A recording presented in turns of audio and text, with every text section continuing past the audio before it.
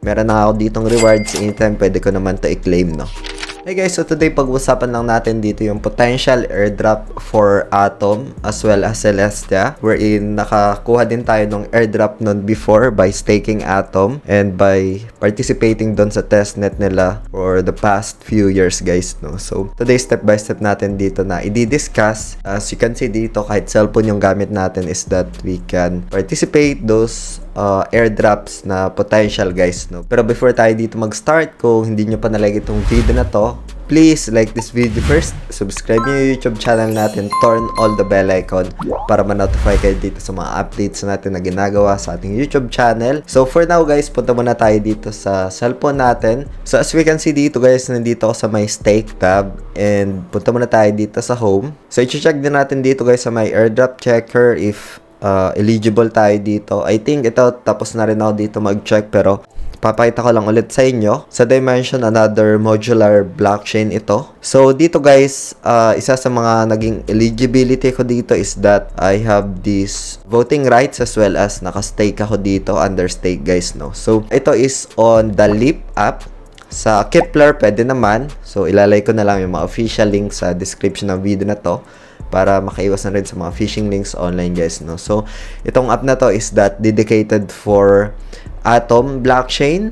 So dito sa taas upper right corner, meron ditong mga chain available. So say for example, Celestia available din dito, Cosmos Hub and Injective, marami pang iba, guys, no? Under Cosmos Hub ecosystem is that compatible itong app na to, guys, no? So dito sa Dymension, na-check ko na rin to. So select ulit natin to, papakita ko lang sa inyo. So connect ko lang to, ayan, and autofill Cosmos address lang, and then check eligibility. So yan, eligible ako dito, guys, no, kay Dymension. So as we can see, eligible. We can claim as well dito directly.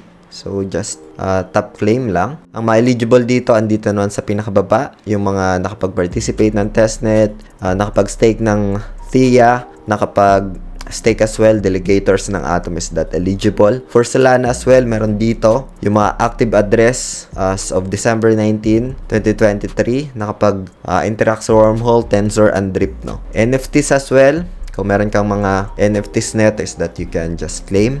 Mga layer 2 sa Ethereum, Arbitrum, Optimism base na nakapag bridge na merong activity sa rollups is that eligible ka rin.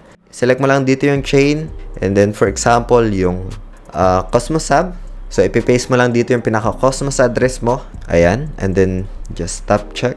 So na process ko na to, guys, no? Ito. So meron tayong 33.21. I have staking din ng Atom. I give perspective, sobrang tagal na dito sa ating YouTube channel regarding Atom, no? Around 2-4 USDT yung price actions ni Atom, guys, no? So other than this wallet, we have wallet dito sa pinaka hardware wallets natin. So Kepler naman yung gamit ko dito just to stake, no?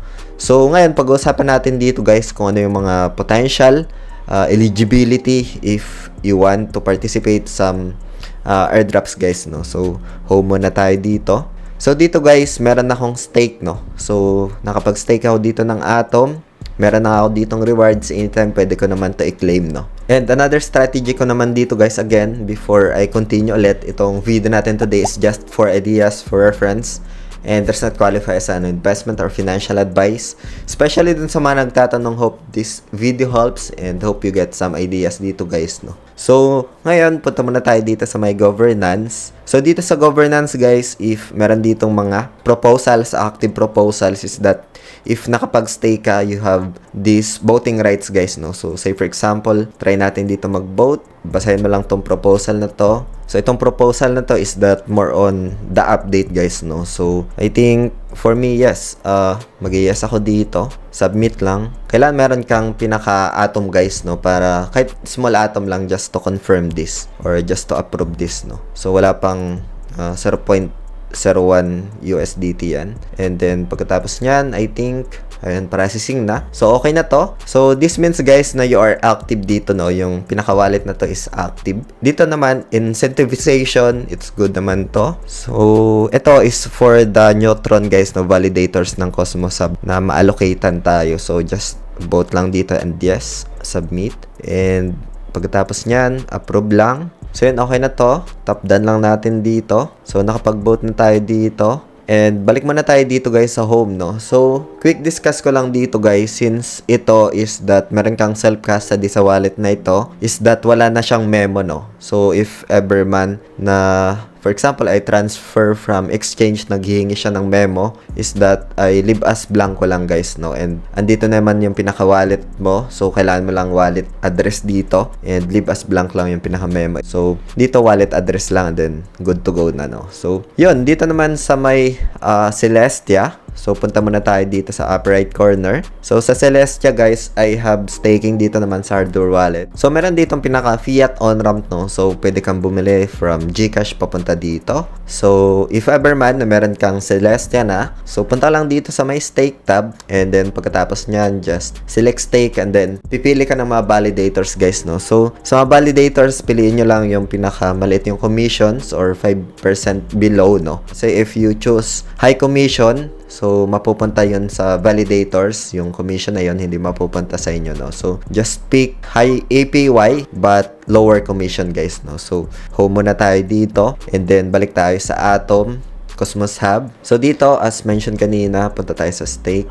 So, I-select dito ng itong, for example, itong validator ko na to is that if I check, I think 0, no? 0 yung pinaka-commission, no? Ayan. So, 0 commission, and if you want to participate sa airdrop, kahit cellphone yung gamit mo, is that you have this option, guys, no? So, marami mga airdrops na paparating. Let me know lang, guys, kasi karamihan dito mas maganda i-discuss sa desktop, guys, no? Kasi yung Kepler, isa rin sa mga ginagamit natin if desktop yung gamit natin dito, no? So, just feel free to comment lang if gusto nyo pa other airdrops dito, discussions, guys, no? And nag-create din ako dito, guys, ng video for some airdrops. Click nyo lang tong playlist na ito. And see you sa video na yun, guys. Maraming salamat ulit sa panunood. Ingat tayong lahat. Peace out. Bye for now.